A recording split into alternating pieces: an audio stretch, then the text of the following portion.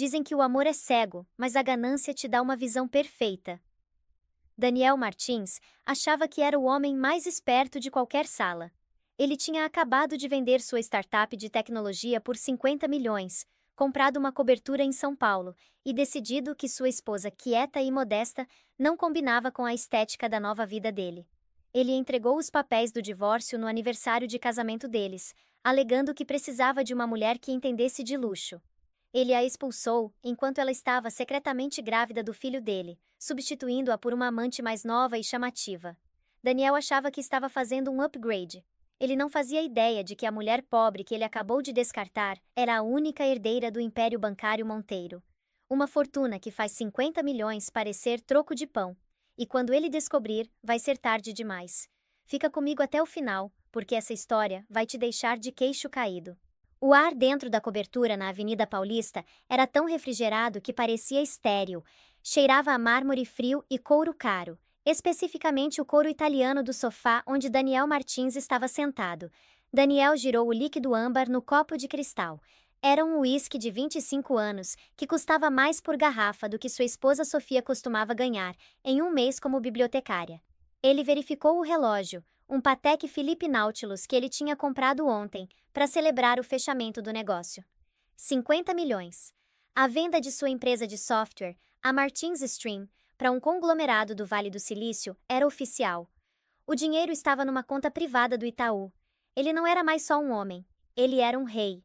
O som da porta da frente abrindo quebrou o devaneio dele. Sofia entrou carregando 2 sacolas de papel do supermercado orgânico.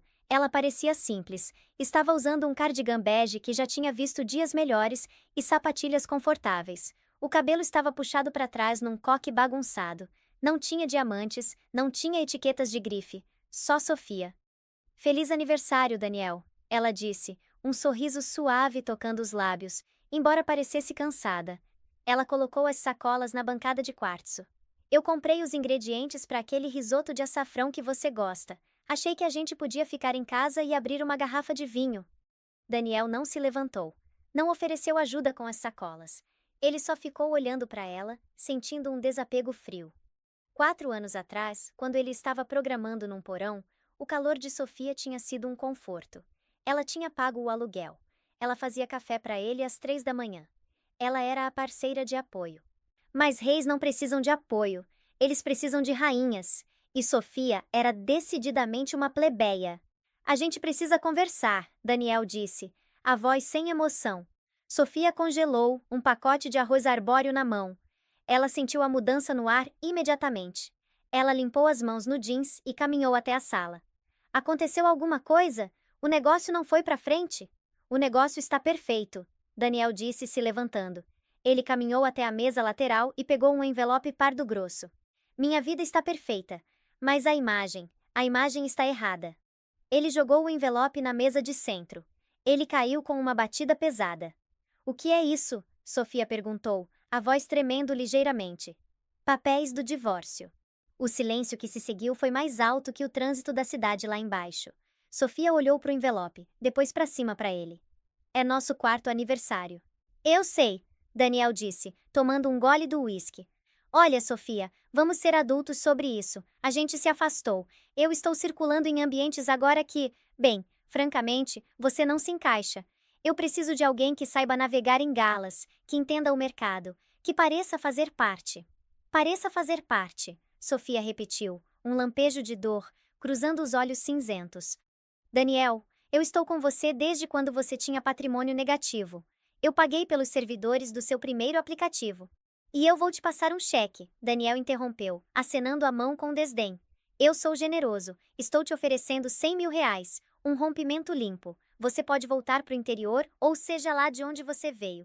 Comprar uma casinha e viver sua vida tranquila. É o que você quer mesmo.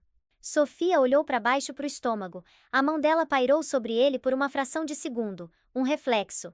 Ela estava grávida de 12 semanas. Ela tinha planejado contar para ele hoje à noite durante o risoto. Ela tinha a foto do ultrassom na bolsa. Tem outra pessoa? Sofia perguntou baixinho. Daniel debochou, mas ele ajeitou as abotoaduras, um sinal revelador. O nome dela é Vanessa. Ela é designer de interiores. Ela é vibrante. Ela combina com a cobertura, Sofia. Ela combina comigo. Sofia conhecia o tipo. Ela tinha visto Daniel curtindo as fotos dela no Instagram. Uma mulher que era toda bronzeado artificial, facetas e sofisticação emprestada. Você está jogando fora 4 anos por uma mulher que você conheceu há 3 meses. Eu estou fazendo um upgrade na minha vida. Daniel a corrigiu friamente. Assina os papéis, Sofia. Não torna isso feio. Se você contratar um advogado, eu vou te enterrar em custas jurídicas até esses 100 mil sumirem. Eu tenho os melhores advogados da cidade. Você é uma bibliotecária. Faz as contas. Sofia olhou para o homem que ela tinha amado. Olhou para o contorno cruel do maxilar dele, a arrogância nos olhos. Ele achava que era intocável porque tinha 50 milhões. Ele não fazia ideia. Ela respirou fundo. As lágrimas que ela queria derramar evaporaram, substituídas por uma determinação fria e dura. Um traço que ela tinha herdado de um homem que Daniel não sabia que existia. Tá bom, Sofia disse. Daniel piscou, surpreso. Tá bom, eu vou assinar. Ótimo, garota esperta. Ele tirou uma caneta Montblanc do bolso e estendeu. Sofia ignorou a caneta dele. Ela enfiou a mão na bolsa, passando pela foto do ultrassom, e tirou uma caneta esferográfica barata. Ela virou para a última página e assinou o nome. Sofia Maria Martins. Eu não quero seu dinheiro, ela disse se endireitando. Daniel riu, um som áspero e latindo. Não seja mártir, Sofia, você não tem nada. Eu tenho minha dignidade, ela disse. Ela colocou a aliança em cima dos papéis. Era uma banda modesta com um diamante minúsculo, tudo o que ele podia pagar naquela época. E você pode ficar com isso, não me serve mais. Ela se virou e caminhou até a porta. Onde você vai? Daniel perguntou, ligeiramente perturbado pela falta de histeria dela. Ele esperava súplicas, esperava gritos. Para fora do seu mundo, Daniel, ela disse sem olhar para trás. Aproveita a vista, é solitário no topo. A porta clicou ao fechar. Daniel ficou sozinho no silêncio. Ele sentiu um momento de inquietação, mas rapidamente afastou. Ele pegou o celular e discou para Vanessa. Tá feito, amor, ele disse sorrindo. Faz as malas, você vai se mudar para a cobertura hoje à noite. Começou a chover no momento em que Sofia saiu do lobby do prédio de luxo. O porteiro, um homem mais velho e gentil chamado Henrique, correu para frente com um guarda-chuva. Senhora Martins, sem bagagem? Henrique perguntou preocupado. Ele sempre tinha gostado de Sofia. Ela era a única moradora que lembrava os nomes dos netos dele. Só Sofia, Henrique, ela disse a voz apertada. E eu não vou voltar. Ela caminhou para dentro do temporal, ignorando os táxis. Ela precisava da chuva fria para lavar o choque da pele. Ela andou 3 quarteirões até um lugar reservado perto do Parque Ibirapuera, a mão protetora sobre a parte inferior do abdômen. Me desculpa, pequenino. Ela sussurrou. Seu pai não é o homem que eu achava que ele era. Ela enfiou a mão no bolso encharcado e tirou o celular. Ela rolou além do nome de Daniel. Rolou além dos amigos locais. Ela parou num contato simplesmente rotulado, o presidente. O polegar dela pairou sobre o botão de ligar. Ela não tinha ligado para esse número em 7 anos. Não desde que ela fugiu das expectativas esmagadoras da família, mudou o sobrenome e decidiu viver uma vida normal para provar que podia sobreviver sem os bilhões dos Monteiro. Ela apertou ligar. Tocou uma vez. Então uma voz profunda e rouca atendeu, uma voz que comandava salas de reunião em Londres, Zurique e Hong Kong. Sofia? Oi, pai, ela disse, a voz finalmente quebrando. Onde você está? Arthur Monteiro não perguntou como ela estava. Ele sabia que se ela estava ligando, o experimento tinha acabado. São Paulo, Paulista com a Brigadeiro. Você está segura por enquanto? Mas eu cansei, pai. Cansei de bancar a comum. Houve uma pausa na linha. Ele te machucou? Aquele garoto com quem você fugiu?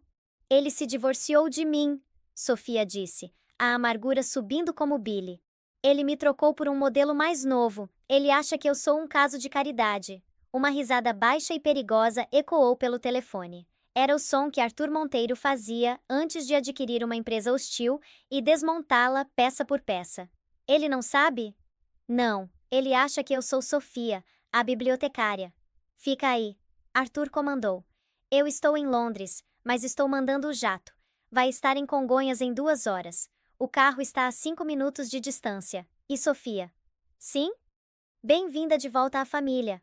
20 minutos depois, um Rolls-Royce Phantom preto fosco parou no meio-fio.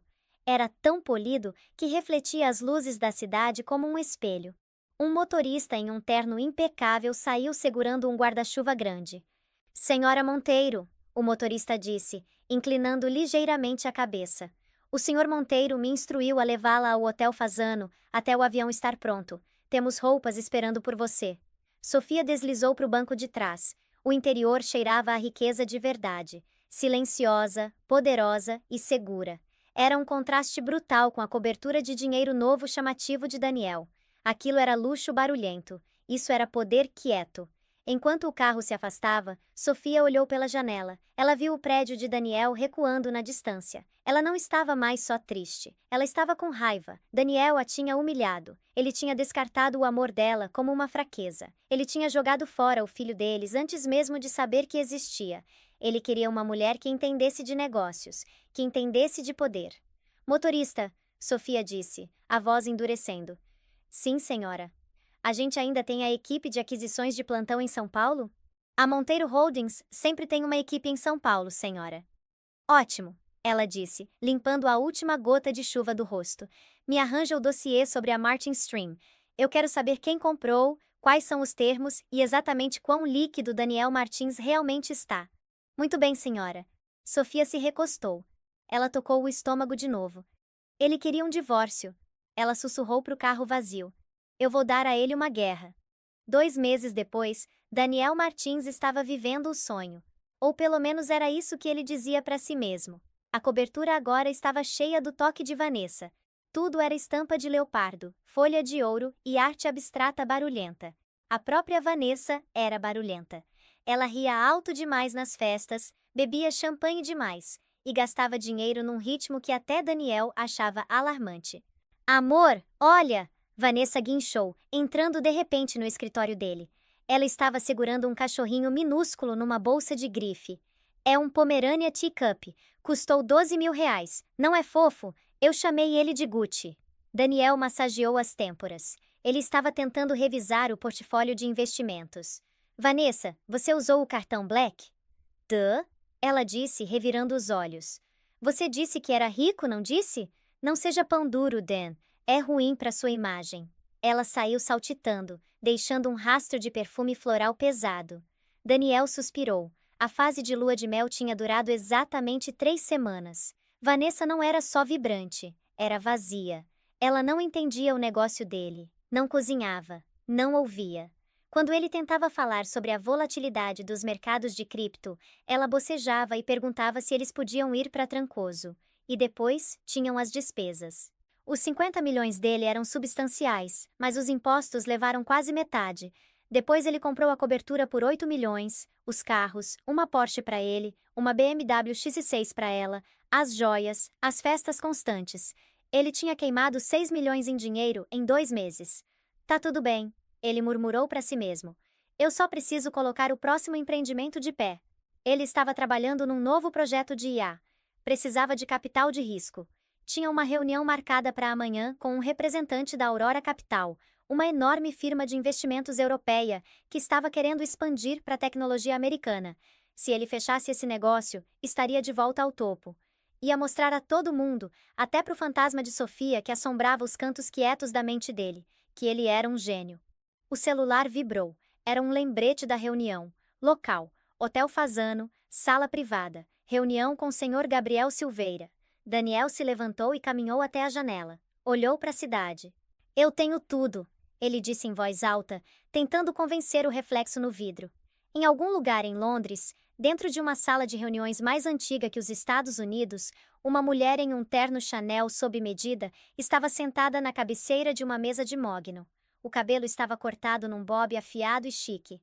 Ela usava diamantes que eram discretos, mas assustadoramente caros. Sofia Monteiro olhou para o dossiê na frente dela. Estava rotulado, projeto certo. Ele vai se reunir com a Aurora Capital amanhã. Ela perguntou para o homem parado à direita dela. Este era Gabriel, o conselheiro mais confiável do pai dela. Um homem que era apaixonado por Sofia desde o colégio interno. Sim, Sofia, Gabriel disse. Ele está desesperado por capital inicial. A taxa de queima dele é insustentável. A Aurora Capital é uma subsidiária da Monteiro Holdings, não é? Totalmente controlada, mas ele não sabe disso. A gente usa para aquisições discretas. Sofia sorriu. Era um sorriso que não chegava aos olhos. Gabriel, eu quero que você faça a reunião, mas eu vou estar ouvindo. E o objetivo? Gabriel perguntou. Dá o dinheiro para ele, Sofia disse. Gabriel ergueu uma sobrancelha. Dar? Eu achei que a gente estava esmagando ele. A gente está, Sofia disse, descansando a mão na barriga ligeiramente aparente escondida embaixo da mesa. Mas você não esmaga um homem matando ele de fome. Você esmaga ele dando exatamente o que ele quer, com termos que ele nem se dá ao trabalho de ler porque é arrogante demais para achar que pode falhar. Ela fechou o arquivo. Faz ele assinar a cláusula blindada, Gabriel. Alavanca tudo. A cobertura, os carros, o dinheiro restante. Se ele perder um único marco, a gente toma tudo. A sala privada do Hotel Fasano era o tipo de lugar onde negócios eram sussurrados, não gritados. Os painéis de madeira eram escuros, a iluminação era baixa e os garçons se moviam como fantasmas. Daniel Martins estava sentado de frente para Gabriel Silveira. Gabriel era um homem que parecia ter nascido num terno sob medida. Era bonito de um jeito afiado e aterrorizante, com olhos azul gelo que pareciam escanear a alma de Daniel e achá-la insuficiente. Daniel, em contraste, estava vibrando com energia nervosa. Ele tinha pedido uma água com gás, mas estava morrendo de vontade de uma bebida. Senhor Martins, Gabriel disse, a voz suave e culta, com um leve sotaque britânico. Eu revisei a proposta para IA senciente. É ambiciosa. É revolucionária. Nós estamos falando de algoritmos preditivos que não só analisam tendências de mercado, eles criam elas. Daniel corrigiu, se inclinando para frente. Eu só preciso do capital para escalar os servidores. O código está 90% pronto. 90%? Gabriel repetiu, batendo o dedo na pasta de couro na frente dele. Na minha experiência, os últimos 10% é onde os corpos estão enterrados. Daniel riu nervosamente. Sem corpos aqui, só brilhantismo. Gabriel não sorriu. Ele abriu a pasta e deslizou um documento grosso pela mesa. A Aurora Capital está preparada para oferecer a você a rodada inicial, 20 milhões de reais. O coração de Daniel disparou. 20 milhões. Ele tinha pedido só 10. Isso resolveria tudo. Ele podia pagar as faturas de cartão de crédito que Vanessa tinha acumulado, terminar as reformas da cobertura e ainda ter o suficiente para lançar. No entanto, Gabriel continuou, a Aurora é uma firma agressiva. A gente não faz doações. A gente faz parcerias baseadas em resultados. Eu posso entregar resultados, Daniel disse, alcançando a caneta. Leia o adendo na página 40, Daniel. Gabriel disse suavemente. Daniel folheou até o final. O texto era denso, mas a essência era clara. Era uma cláusula de confisco por marco. Se o protótipo não passar no Benchmark Turing 7 dentro de 90 dias, a Aurora Capital reserva o direito de reembolso imediato do principal mais 20% de juros. No caso de escassez de liquidez, a Aurora Capital assume procuração sobre todos os ativos pessoais e profissionais listados no anexo B para satisfazer a dívida. O anexo B listava tudo: propriedade intelectual, a cobertura na Paulista, o portfólio de ações, até a Porsche. Isso coloca tudo que eu tenho em jogo, Daniel disse, hesitando. Só se você falhar, Gabriel disse, tomando um gole do chá. Você acabou de me dizer que é um gênio, Daniel. Você me disse que o código está 90% pronto. Certamente 90 dias é suficiente para um homem do seu calibre terminar o trabalho. Os olhos de Gabriel fixaram nos de Daniel. Era um desafio, um golpe direto no ego dele. Se Daniel desistisse, ele admitia que não tinha certeza. Se ele assinasse, provava que era o alfa. Além disso, Gabriel acrescentou verificando o relógio, eu tenho uma reunião com um jovem desenvolvedor do ITA em 1 hora. Ele tem um projeto similar. Se você não está confiante, eu assino. Daniel disparou. Ele rabiscou a assinatura agressivamente. Sentiu uma onda de adrenalina. Ele tinha 20 milhões vindo. Ele era invencível. Nesse momento, o celular dele tocou alto, quebrando a atmosfera quieta da sala privada. Um toque de música pop estridente. Era Vanessa. Daniel se atrapalhou para silenciar, o rosto ficando vermelho. Eu peço desculpas. Atende, Gabriel disse, acenando a mão com desdém. Parceiros de negócios devem ser transparentes. Daniel atendeu. Vanessa, eu estou numa reunião. Dan, você tem que vir pro shopping agora. A voz de Vanessa guinchou pelo alto-falante. Meu cartão foi recusado. É tão constrangedor. A vendedora está olhando para mim como se eu fosse uma moradora de rua. Vanessa, eu transferi 5.000 ontem, Daniel sibilou. Aquilo era pro spa, isso é pro baile de hoje à noite. Eu preciso de um vestido. Resolve, Daniel. Ela desligou. Daniel olhou para cima para ver Gabriel o observando com uma expressão de leve diversão, misturada com pena. Problemas no paraíso? Gabriel perguntou. Só logística, Daniel mentiu, suando. Bem, Gabriel se levantou pegando o contrato. Os fundos serão transferidos dentro de 1 hora. O relógio começa agora, Daniel. 90 dias. Não nos decepcione. Gabriel saiu do hotel e subiu no banco de trás do Rolls-Royce esperando. O mesmo que Sofia tinha usado 2 meses atrás. Ele tirou o celular e discou. Ele assinou, Gabriel disse. Ele leu a cláusula? A voz de Sofia veio clara e fria. Ele deu uma olhada, o ego dele fez o resto. Ótimo, Sofia disse. Deixa ele gastar o dinheiro, deixa ele se sentir seguro. E Gabriel? Sim? Garante que a falha no código da arquitetura do servidor dele esteja pronta para ser ativada no dia 89. 3 meses tinham se passado. A cidade de São Paulo estava enfeitada para festas de fim de ano, mas dentro do Museu de Arte de São Paulo, a atmosfera era quente e pingando opulência.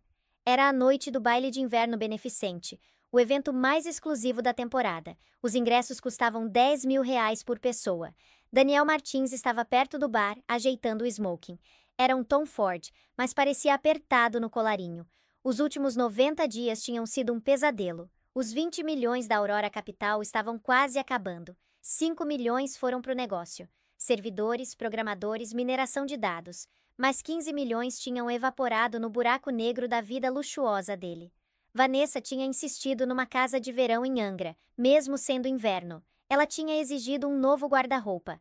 Ela tinha dado festas todo fim de semana para fazer networking, o que na maioria das vezes envolvia as amigas dela bebendo o vinho caro dele e destruindo os carpetes. E o projeto, a IA, estava atrasando. Tinha bugs que ele não conseguia resolver. O prazo era amanhã. Ele tinha 24 horas para mostrar um protótipo funcionando para a Aurora Capital, ou perdia tudo. Ele estava aqui hoje à noite para encontrar um investidor de backup, uma tábua de salvação. Amor, para de franzir a testa, Vanessa disse, aparecendo no cotovelo dele. Ela estava usando um vestido que era transparente, com lantejoulas e totalmente inapropriado para um evento de gala. Gritava, olha para mim, de todas as formas erradas. Você parece que está num funeral. Eu estou tentando me concentrar, Vanessa, Daniel disparou. Eu preciso encontrar Arthur Monteiro. Quem? Arthur Monteiro, o magnata dos bancos. Dizem que ele está aqui hoje à noite. Se eu conseguir 5 minutos com ele, eu posso refinanciar o acordo da Aurora. Chato. Vanessa bufou bebendo o champanhe.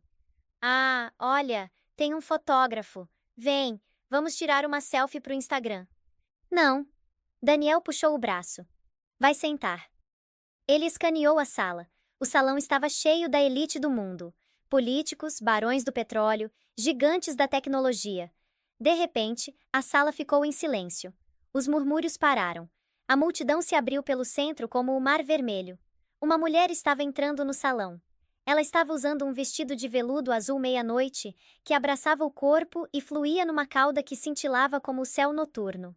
Ao redor do pescoço estava um colar de safiras que provavelmente valia mais que a empresa inteira de Daniel. O cabelo estava estilizado em ondas elegantes, emoldurando um rosto que era impressionante, majestoso e aterrorizantemente familiar. Daniel deixou cair o copo. Ele estilhaçou no chão de pedra, mas ninguém percebeu. Todos estavam olhando para ela. Quem é aquela? Alguém sussurrou por perto. Aquela é a anfitriã, outro respondeu. Aquela é a herdeira Monteiro. Daniel sentiu o sangue drenar do rosto. Ele apertou os olhos. A mulher se virou ligeiramente. Ela estava segurando o estômago. Estava visivelmente, inegavelmente grávida. 6, talvez 7 meses. Ela parecia mais saudável do que ele jamais tinha visto. A pele brilhava. Ela se portava com uma postura que comandava respeito. Era Sofia. Não, Daniel sussurrou, os joelhos tremendo. Isso é impossível. Sofia caminhou pela multidão, flanqueada por seguranças e Gabriel Silveira. Ela acenava graciosamente para os convidados, sorrindo aquele sorriso caloroso e suave. Mas havia aço por trás dele agora. Ela parou no centro da sala para pegar um microfone. Bem-vindos a todos, Sofia disse. A voz dela, amplificada pelos alto-falantes, era confiante e melódica. Obrigada por se juntarem à Fundação Monteiro esta noite. Como vocês sabem, meu pai Arthur renunciou ao cargo de presidente, e eu assumi as operações da família. Operações da família. Presidente. Daniel se sentiu como se tivesse levado um soco no estômago. Sofia, a Sofia dele. A mulher que cortava cupons de molho de tomate. A mulher que ele tinha expulsado porque ela não era luxuosa o suficiente. Ela era uma Monteiro. Os Monteiro eram realeza. Eles eram o dinheiro por trás do dinheiro. Ai meu Deus, Vanessa disse mascando o chiclete alto. Aquela é sua ex, a bibliotecária? Daniel não respondeu. Ele começou a andar. Ele tinha que falar com ela. Ele tinha que explicar. Se ela era uma Monteiro, ela podia salvá-lo. Ela ia salvá-lo. Ela o amava, certo? Ela estava carregando o filho dele. Embora ele não soubesse que ela estava grávida quando a expulsou. A matemática estava batendo agora. Sofia! Daniel gritou, empurrando um garçom para passar. Ele rompeu a fila de pessoas. Sofia congelou. Ela entregou o microfone para Gabriel e lentamente virou a cabeça. Os olhos cinzentos dela pousaram em Daniel. Não tinha amor neles. Não tinha raiva. Só a indiferença fria de uma geleira. Sofia! Daniel arfou, alcançando-a. Ele estava suando, a gravata torta. Sofia, sou eu. A sala assistia em silêncio. Eu sei quem você é, Sofia disse calmamente. Você está incrível, Daniel gaguejou. Eu não sabia. Por que você não me contou? Contar o quê? Sofia inclinou a cabeça. Que eu tinha dinheiro? Meu amor não era suficiente, Daniel. Eu precisava de um saldo bancário para ser digna do seu respeito? Não, Olha, a gente cometeu um erro, Daniel disse, a voz subindo em desespero. A gente pode consertar isso. O bebê, isso é... Ele apontou para o estômago dela. Sofia colocou uma mão protetora sobre a barriga. Este é meu filho, um Monteiro, e ele nunca vai conhecer um pai que valoriza um balanço mais que um coração humano. Eu sou o pai, Daniel gritou. Você não pode me manter longe dele. Segurança, Sofia disse suavemente. 2 homens enormes em ternos pretos avançaram, bloqueando o caminho de Daniel. Sofia, por favor, Daniel gritou enquanto eles agarravam os braços dele. Eu estou em apuros. Eu fiz um negócio ruim com a Aurora Capital. Eles vão tomar tudo. Você tem que me ajudar. Sofia sinalizou para os guardas pausarem. Ela deu um passo mais perto, se inclinando para que só Daniel pudesse ouvir. Você quer ajuda com a Aurora Capital? Ela sussurrou. Sim, sim, por favor. Esperança brilhou no peito de Daniel. Eu sou a Aurora Capital, Sofia disse. A cor desapareceu do mundo de Daniel. O quê? Eu sou dona dela, ela sorriu, e era a coisa mais perigosa que ele já tinha visto. E Daniel, seus 90 dias acabam à meia-noite. Eu sugiro que você verifique os logs do seu servidor. Eu ouvi que tem uma falha crítica no seu código. Ela se virou de volta para a multidão. Por favor, removam esse invasor. Ele está arruinando o clima. Enquanto os guardas arrastavam Daniel para fora, chutando e gritando, ele viu Vanessa parada ali. Ela olhou de Daniel para os guardas e depois para Sofia. Vanessa virou as costas para Daniel e caminhou em direção ao bar aberto. Daniel foi jogado pela porta lateral na neve. Ele se atrapalhou para pegar o celular e verificar os servidores. Alerta! Falha crítica do sistema. Corrupção de código detectada. Backups deletados. O celular dele vibrou. Um e-mail da Aurora Capital. Assunto: aviso de inadimplência e apreensão de ativos. Anexo: ordem de despejo. Cobertura AV. Paulista. Daniel Martins sentou na lama, olhando para o celular enquanto o som abafado de aplausos vinha do salão dourado e quente onde sua esposa, a bilionária, estava celebrando a destruição dele. Amanhã depois do baile, o sol nasceu sobre São Paulo com um brilho cegante e indiferente. Daniel Martins não o viu de uma vista de cobertura. Ele viu através do para-brisa da Porsche estacionada numa garagem 24 horas na Zona Leste. Ele não tinha dormido. Ele voltou para o prédio na Paulista às 7 da manhã, esperando salvar alguma coisa. As roupas, a coleção de relógios, a dignidade. Quando chegou, o chaveiro não funcionou. As pesadas portas de vidro permaneceram fechadas. Henrique! Daniel bateu no vidro. Me deixa entrar. Henrique, o porteiro que uma vez tinha segurado o guarda-chuva para Sofia chorando, olhou através do vidro. Ele não sorriu, não correu. Ele simplesmente ergueu uma prancheta e apontou para uma equipe de mudança que já estava no lobby. Daniel forçou a porta quando um morador saiu. Ele correu para o elevador, apertando o botão da cobertura. Quando as portas abriram, o caos o recebeu. Não eram os entregadores, era Vanessa. Ela estava correndo pelo apartamento como um furacão. Tinha 2 malas Louis Vuitton abertas no chão e estava indiscriminadamente varrendo coisas para dentro. Talheres, a colônia dele, o iPad Pro, até os vasos decorativos. "O que você está fazendo?" Daniel gritou, pulando por cima de uma pilha de roupas. Vanessa girou. Ela parecia abatida, a máscara borrada. "Eu estou pegando o que me devem, Daniel. Você está quebrado. As notícias estão em todo lugar. A Martins Stream está insolvente. Eles estão congelando as contas." "Larga isso. Isso é minha propriedade." "É propriedade do banco agora", Vanessa gritou de volta. Ela pegou um relógio Cartier da cômoda, um presente que ele tinha comprado para si mesmo. "E já que você desperdiçou 3 meses da minha vida, eu estou levando isso como rescisão." "Você disse que me amava", Daniel sussurrou, a realidade da vida dele desmoronando ao redor. "Eu amava o estilo de vida", Vanessa debochou, fechando a mala. "Você acha que eu queria te ouvir falar sobre código o dia todo? Você é chato, Daniel. E sem dinheiro, você é só um homenzinho triste que largou uma boa esposa porque teve uma crise de meia-idade aos 30. Ela arrastou as malas em direção à porta. "A propósito, eu liguei pro administrador. Ele vai trocar as fechaduras ao meio-dia. Eu pegaria um casaco se fosse você. Tá frio lá fora." Vanessa saiu pisando duro, deixando Daniel parado nas ruínas do império de curta duração dele. Ele caminhou até a janela. Lá embaixo na rua, ele viu um caminhão guincho recuando em direção à Porsche dele. Uma equipe de retomada. Aurora Capital se movia rápido. Daniel sentou no chão. Ele não tinha esposa. Não tinha filho. Não tinha empresa. Não tinha casa.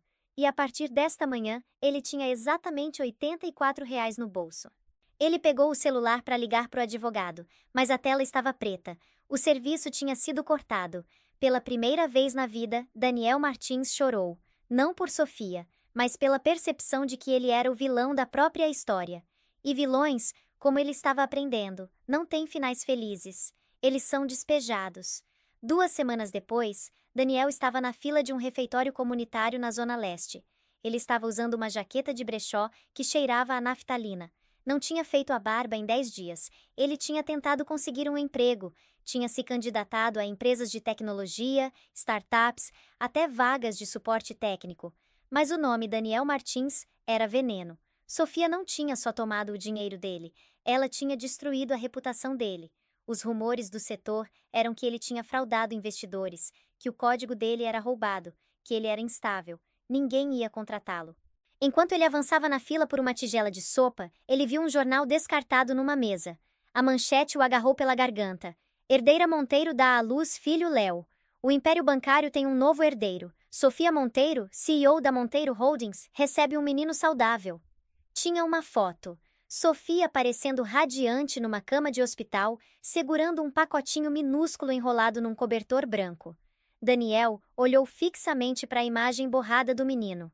Léo. Seu filho. Ele estendeu a mão para tocar o papel, a unha suja descansando no rosto do bebê. Uma onda de amor protetor feroz o atingiu. Uma emoção que ele não esperava. Ele tinha pensado na gravidez como um problema antes. Agora era a única coisa real no mundo. "Ei, cara, você vai andar ou o quê?" O homem atrás dele resmungou. Daniel pegou o jornal e enfiou na jaqueta. "Estou andando", Daniel disse.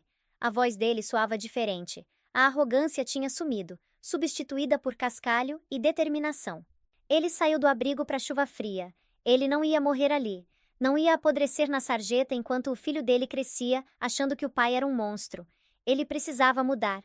Não só a conta bancária, a alma. Ele caminhou em direção a um canteiro de obras que tinha passado mais cedo. Estavam procurando diaristas. Dinheiro na mão, sem perguntas. Trabalho duro e brutal. Daniel foi até o encarregado, um homem gigante chamado Seu Zé. "Preciso de trabalho", Daniel disse. Seu Zé olhou para as mãos macias de programador de Daniel. "Você já segurou uma pá, garoto?" "Não", Daniel disse. "Mas eu aprendo. É salário mínimo, você quebra as costas, não reclama." "Eu não vou reclamar", Daniel disse, olhando para o horizonte onde o filho dele estava dormindo num berço dourado. "Eu só preciso de uma chance." Seu Zé entregou um capacete para ele. "Começa a cavar."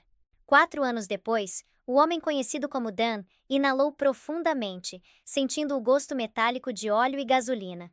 Um cheiro que agora parecia mais honesto e familiar do que o suave sândalo e couro caro da vida anterior dele.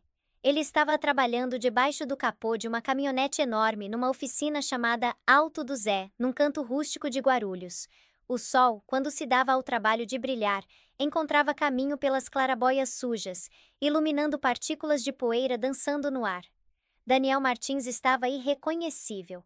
As mãos macias e manicuradas do programador milionário tinham sumido, substituídas por palmas grossas e calejadas, permanentemente marcadas com graxa e pequenas cicatrizes. Ele tinha ganhado 20 quilos de músculo duro carregando equipamento e lutando com motores. O rosto estava mais magro, sombreado pela barba perpétua. Ele não se importava mais em fazer a barba perfeitamente.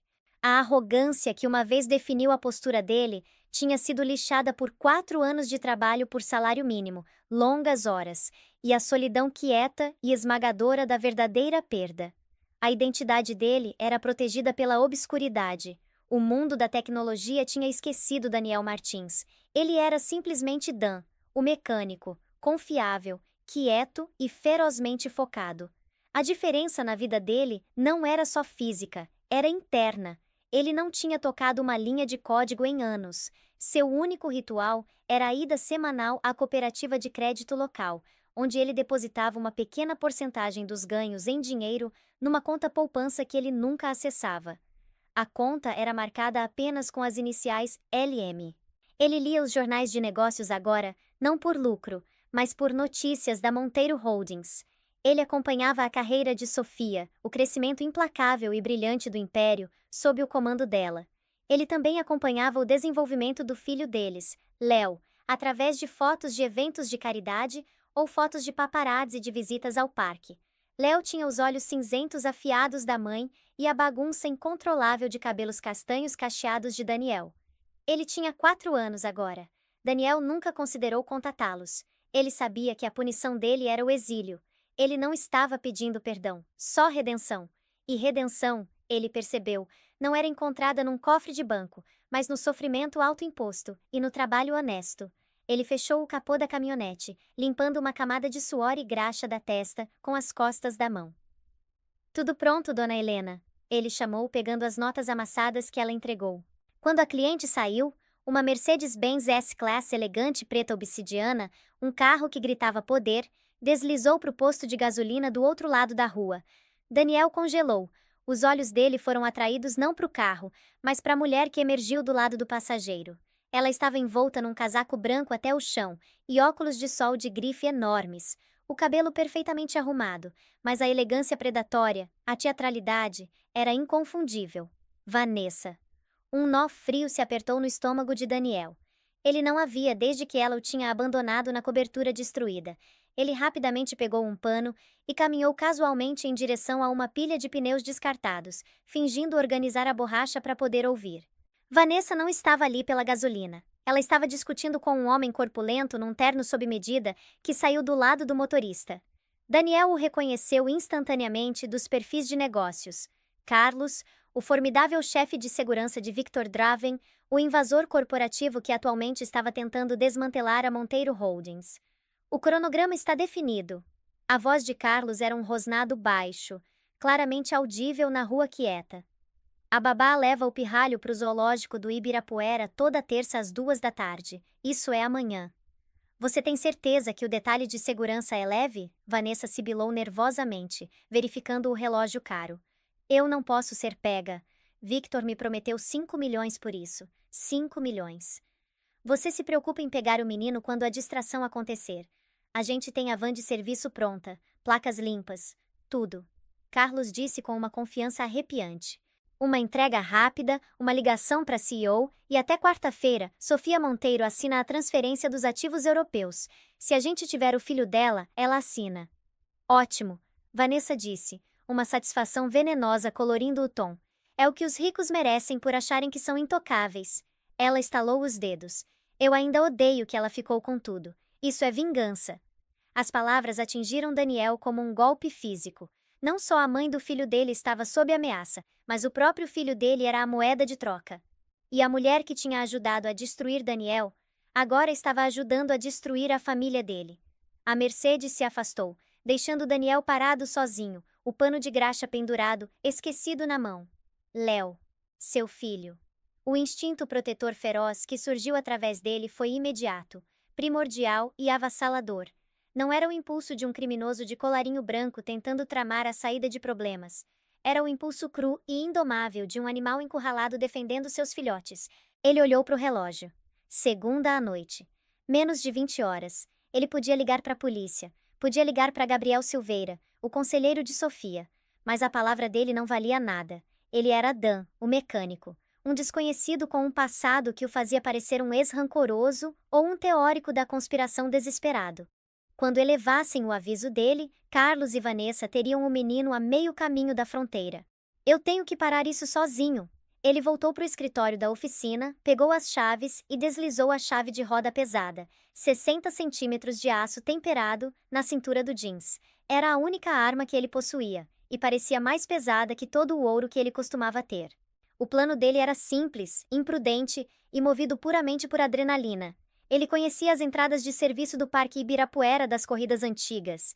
Sabia onde as câmeras estavam. Não ia usar disfarce. Ia usar a invisibilidade da vida atual. Ninguém olha duas vezes para um cara de moletom sujo e botas de construção. Ele ia salvar o filho.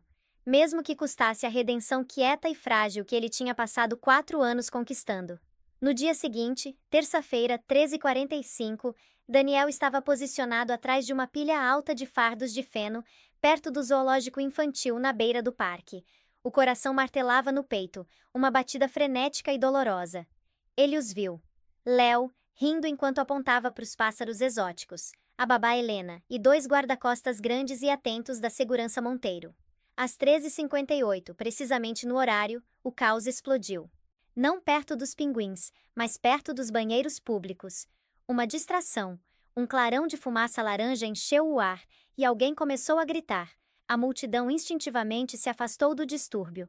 Os 2 guardas Monteiro se moveram profissionalmente. Um ficou com Léo enquanto o outro foi interceptar a distração. Mas o verdadeiro ataque veio da multidão. Uma van de transporte médico marcada com logotipos falsos de hospital parou com um guincho numa entrada de serviço próxima. Uma mulher em um uniforme realista de paramédica, empurrando uma maca, correu em direção a Léo. Era Vanessa. "Saiam da frente, emergência!" ela guinchou. Antes que o guarda-costas restante pudesse reagir, 2 homens vestidos de paramédicos desceram. Carlos, liderando o ataque, derrubou o guarda. O outro atacante disparou uma rajada potente de spray de pimenta diretamente no rosto do guarda. Helena gritou, puxando Léo para perto. Vanessa, jogando fora o capacete de paramédica, avançou. "Vem aqui, querido. Tá tudo bem?" Ela arrulhou, puxando o menino apavorado e se debatendo em direção à van esperando. Daniel não pensou. Ele agiu. Ele disparou de trás dos fardos de feno, um borrão de graxa e fúria. Ele não correu como um ex-CEO mimado. Ele correu como um mecânico que movia motores para ganhar a vida. Ele focou no homem segurando a porta da van aberta. Crack! A chave de roda conectou com o antebraço do homem, um som nauseante que ecoou sobre os gritos da multidão. O homem uivou, largando o taser que estava segurando, e cambaleou para trás. Vanessa guinchou, girando, os olhos se arregalando em genuíno terror, quando ela reconheceu o homem que deveria ser um fantasma esquecido. "Você!" ela arfou, largando o braço de Léo. "Solta ele, Vanessa!" A voz de Daniel foi um rugido primordial, irreconhecível até para ele mesmo. Carlos, se recuperando da interrupção inicial, viu Daniel e sacou uma faca. Um clarão de aço no sol fraco de inverno. Daniel, se movendo por puro instinto, desviou do corte inicial mirado na garganta, mas a lâmina raspou o antebraço dele. Uma dor em brasa subiu pelo braço, e sangue imediatamente floresceu vermelho escuro contra a manga cinza do moletom. Ignorando a dor, Daniel usou o peso e o momento, batendo em Carlos, jogando o profissional experiente de volta contra a parede de tijolos do prédio. Ele desferiu uma série rápida e brutal de golpes. Nenhuma luta sofisticada. Só a violência desesperada e desajeitada de um homem que tinha tudo a perder. Carlos caiu no chão, atordoado. Daniel se levantou com dificuldade, arfando. A adrenalina momentaneamente cancelando a dor latejante no braço. Ele se virou para Vanessa. Ela estava paralisada, horrorizada, segurando um pequeno rádio descartado. Léo estava cambaleando, chorando incontrolavelmente, enterrando o rosto nas mãos. Me dá meu filho, Daniel rosnou, os olhos queimando com uma intensidade que aterrorizou Vanessa mais do que a faca de Carlos. Eles vão me matar. Draven vai, eu te mato aqui mesmo se você não entregar ele. Daniel deu um passo na direção dela. Vanessa, percebendo que as sirenes da polícia estavam uivando mais perto e que o cúmplice dela estava incapacitado, empurrou Léo em direção a Daniel e disparou, correndo cegamente para o caos da multidão em pânico. Daniel pegou o menino pequeno, puxando-o para perto, protegendo a cabeça contra o peito. Tá tudo bem, Daniel sussurrou, lágrimas de alívio se misturando com o sangue no rosto. Eu peguei você. Você está seguro. Léo se agarrou a ele tremendo, a voz pequena abafada contra o moletom manchado de graxa. Quem é você? Daniel o abraçou mais forte, lutando contra uma onda de náusea da dor. Eu sou um amigo da sua mamãe. Policiais uniformizados invadiram a área, armas sacadas. Daniel lentamente se ajoelhou, erguendo a mão boa bem alto, mantendo Léo pressionado contra o peito. Não atirem, ele disse, a voz mais calma do que ele sentia. Ele está seguro. Na cela, Daniel recusou o tratamento. Recusou dar o nome. Ele sentou no banco de metal na cela de detenção da delegacia, olhando para a bandagem que um paramédico indiferente tinha colocado no braço dele. Ele tinha protegido Léo, tinha feito a coisa certa. Isso era suficiente. Ele não queria uma recompensa. Não queria complicar a vida de Sofia. Estava preparado para aceitar a acusação de agressão e desaparecer de volta na anonimidade de Guarulhos. Então, a porta abriu e o ar mudou. Sofia Monteiro entrou, flanqueada por Gabriel Silveira e um flanco de guarda-costas silenciosos e furiosos. O rosto dela estava pálido como alabastro, os olhos arregalados de choque e terror residual. Onde ele está? Onde está Léo? Ela exigiu, a voz tensa. Um detetive a guiou para os fundos. Daniel ouviu os soluços abafados da reunião, o som de uma mãe que quase tinha perdido tudo. Depois de longos 15 minutos silenciosos, a porta da cela rangeu ao abrir, e Sofia entrou. Ela estava usando um terno carvão sob medida, que parecia caro o suficiente para comprar a oficina antiga de Daniel. A postura era de uma CEO, mas os olhos eram de uma mãe aflita. Ela olhou para baixo para ele, os olhos cinzentos viajando pelo moletom manchado de sangue, a graxa nos dedos, a bandagem improvisada. Senhor, ela começou, a voz profissional mais trêmula. Eu não sei quem você é, mas você salvou meu filho. Eu quero te dar o que você quiser, uma recompensa, um emprego. Daniel lentamente ergueu a cabeça e olhou para ela. Sofia parou de falar. O ar ficou preso na garganta dela. A cor drenou das bochechas, deixando-a parecendo frágil e exposta. Daniel, ela sussurrou, o som uma mistura de descrença, dor e horror nascente. Ele se levantou devagar, dor atravessando o braço, mas ele ignorou. Ele não era mais o garoto arrogante que exigiu um divórcio. Ele era só um homem. Oi, Sofia, ele disse, a voz suave, cansada. Ele é um bom garoto, ele se parece com você. A visão dele, maltrapilho e humilde, parado numa cela de cadeia depois de fazer o sacrifício supremo, quebrou a barreira dos 4 anos de fúria guardada dela. Você salvou ele, ela gaguejou, lágrimas brotando. Eu sou o pai dele, Daniel disse simplesmente, a linha de âncora da redenção dele. É o que a gente deveria fazer. Ele caminhou em direção à porta da cela. Eu não estou pedindo nada, Sofia. Eu não quero seu dinheiro. Eu não quero perdão. Eu só queria ter certeza de que ele estava seguro. Eu deveria ir. Espera, Sofia comandou, mas o tom era suplicante, não autoritário. Ela olhou para o sangue encharcando a bandagem. Você está sangrando. Eu já tive pior, Daniel disse, pensando nos 4 anos de humilhação esmagadora da alma. Ela deu um passo à frente, fechando a distância entre eles. Ela estendeu a mão, não com um talão de cheques, mas com uma mão cautelosa, e a colocou gentilmente no ombro não machucado dele. Léo fica perguntando sobre o homem corajoso. Ele precisa saber quem você é. Daniel parou, se virando completamente. Ele acha que eu sou um amigo. Talvez, Sofia disse, os olhos vasculhando os dele, olhando além da graxa e da sujeira para o homem que ela tinha amado e para o pai que ele tinha se tornado. Talvez a gente possa começar por aí. Ele olhou para baixo para a mão dela no ombro. Era uma ponte não para a fortuna dela, mas para o filho deles. Daniel assentiu, a voz grossa de emoção. Obrigado, Sofia. E essa é a incrível história de Daniel Martins. Ele foi da cobertura pro asfalto, perdendo 50 milhões para aprender a única lição que dinheiro não pode comprar: caráter. Ele achava que queria uma rainha, mas não percebeu que para ser um rei, você tem que estar disposto a sacrificar tudo pelas pessoas que você ama. E aí, o que você acha? Daniel mereceu uma segunda chance? Ou Sofia deveria ter deixado ele ir embora?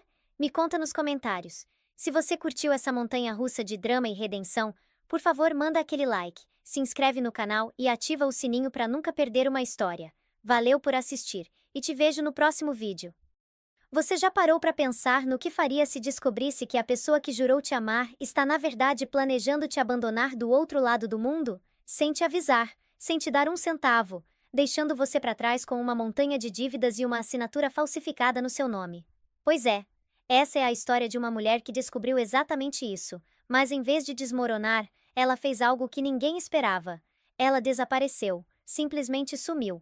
E quando o sol nasceu na manhã seguinte, o império de bilhões do marido dela começou a ruir como um castelo de cartas. Fica comigo até o final, porque o que você vai ouvir agora não é só uma história de vingança. É uma aula de estratégia, resiliência e recomeço. É sobre uma mulher que deixou de ser invisível para se tornar a arquiteta do próprio destino. Vamos lá. Os lustres de cristal do salão de baile do hotel mais caro de Chicago pingavam luz sobre a elite da cidade. Era o baile anual da Fundação Starlight, o ápice brilhante da temporada filantrópica. E eu, Sharon Russ, estava interpretando meu papel com perfeição. Meu vestido de seda verde esmeralda, uma peça exclusiva de um estilista que meu marido tinha aprovado, abraçava um corpo que guardava o segredo mais profundo da minha vida.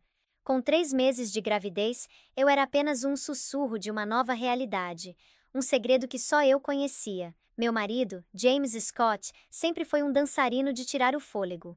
Foi uma das primeiras coisas que me cativaram quando nos conhecemos num evento de arrecadação de fundos da universidade, há uma década. Naquela noite, o smoking sob medida dele se ajustava ao corpo atlético como uma segunda pele enquanto ele conduzia Rochelle Sherry num tango intenso e apaixonado. O vestido vermelho dela era uma mancha de desafio contra a elegância discreta do salão, uma cor escolhida para ser vista, para reivindicar território. Eles se moviam como um só, uma entidade fluida e ardente. Os corpos deles comunicavam uma história de encontros secretos e desejos compartilhados. Eles formam um belo par, não é? Uma voz ronronou ao meu lado. Melissa Vance, esposa de um dos sócios juniores de James, segurava o martini como uma arma. Os olhos dela, no entanto, não estavam no casal dançando. Estavam em mim, procurando uma rachadura na minha compostura. James sempre apreciou uma parceira que consegue acompanhá-lo, respondi, minha voz um prodígio de calma. Tomei um gole lento da minha água com gás. As bolhas borbulhavam na minha língua, um contraste gritante com o ácido revirando no meu estômago. Por 6 meses eu sabia. Começou com o cheiro de um perfume que não era meu, impregnado nas camisas dele. As noites tardias no escritório que se estendiam até o amanhecer. Os extratos financeiros que eu, com meu diploma esquecido de arquitetura e uma mente atenta a detalhes, tinha começado a examinar. Rochelle não era apenas um sintoma de um casamento falido, ela era uma aquisição estratégica. Como analista júnior numa firma rival, o acesso dela a informações era quase tão atraente para James quanto a juventude dela. Ele me viu então. Os olhos dele piscaram na minha direção por uma fração de segundo através do salão lotado. Não havia culpa no olhar dele, apenas uma irritação breve, quase imperceptível, como se minha presença fosse um inconveniente menor que ele precisava administrar. Ele girou Rochelle, a risada dela ecoando pelo salão. E naquele momento, eu não era a esposa dele. Eu era uma espectadora que ele tinha esquecido de dispensar. O peso da aliança de platina no meu dedo parecia impossivelmente pesado, uma algema para uma vida que tinha me sufocado lentamente. Ele me convenceu a colocar meu próprio escritório de arquitetura em espera. Só por alguns anos, Sharon, ele tinha dito, a voz suave como mel. Até a Scott Capital estar estável, depois a gente constrói o seu sonho. Os anos passaram. A Scott Capital se tornou uma titã no mundo de private equity, e minhas plantas acumulavam poeira num canto esquecido da nossa casa em Lincoln Park. Meu sonho tinha virado meu passatempinho. Eu me movia através da multidão de corpos. O murmúrio de conversas sobre opções de ações e verões nos Hamptons se dissolvendo num zumbido distante. Me encontrei numa pequena mesa de coquetel desocupada perto da borda da pista de dança. A orquestra fez a transição para uma melodia mais lenta, mais íntima. James puxou Rochelle para mais perto, as mãos dele pousadas possessivamente na base das costas dela. A cabeça dela descansava no ombro dele, os rostos tão próximos que respiravam o mesmo ar. Este era o momento. Aquele que eu tinha ensaiado na minha mente milhares de vezes. O ponto sem retorno. Eu tirei a aliança do meu dedo. O metal estava frio contra minha pele, um contraste gritante com o calor da minha determinação.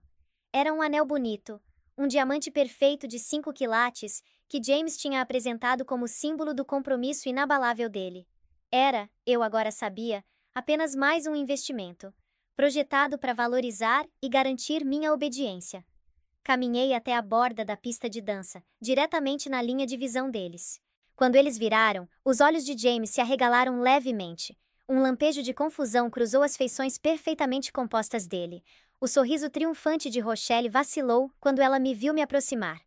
Sharon, James disse, a voz baixa e carregada de aviso. O que você está fazendo? Eu estava só admirando a performance, respondi, minha voz firme e clara, cortando através da música. É um belo espetáculo. Passei por eles até a mesa onde tinham deixado as taças de champanhe.